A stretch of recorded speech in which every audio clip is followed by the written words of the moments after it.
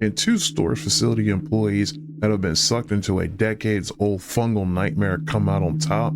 That's what we explore in the film Cold Storage.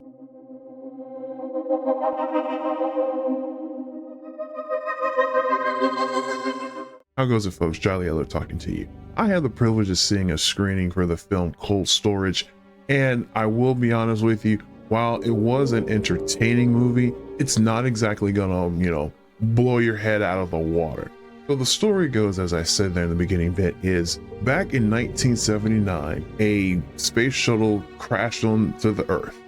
A couple of pieces remained, and one of those pieces in an old oxygen tank was a fungal organism that had mutated, and it was successfully locked away in an old storage facility. But then over time, that storage facility was sold by the government. It became an independently or privately owned storage facility, but that old military tech that had kept the fungus locked away was still hidden in the deep underground background of the facility. Well, it turns out, slowly over the decades, this fungus had been growing and trying to make its way out in order to infect things.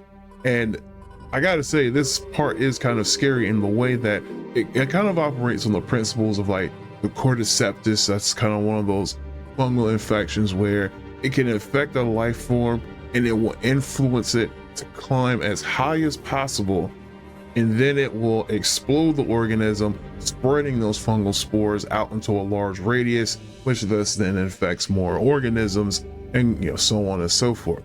But then on top of that, the fungal organism actually evolves and comes up with new ways in order to spread itself out. It's just like almost like the flood from Halo or something like that, and the infection rate is insane.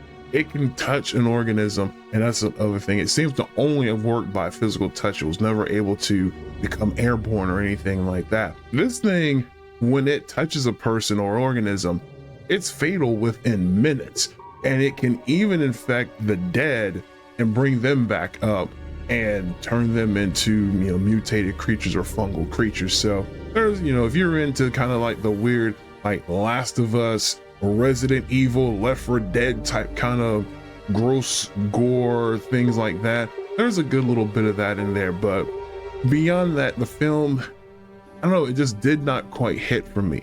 Like it was almost something along the veins of a Men in Black, where yes, there is a serious issue going on, but there was an attempt to be funny and comical with it, and some of those moments did hit, but a fair number of them were just like, okay, so what's the next scene or what's the next thing to move on to? And I think this might be a case of the production of the film itself. I feel that Joe Carey, Georgina Campbell, Liam Neeson, and the rest of the cast, they kind of did the best they could with what they had, and I just don't think there was a whole lot to work with there. This is gonna be one of those films, I think it's currently in theaters now. It will probably be out on streaming by the summer.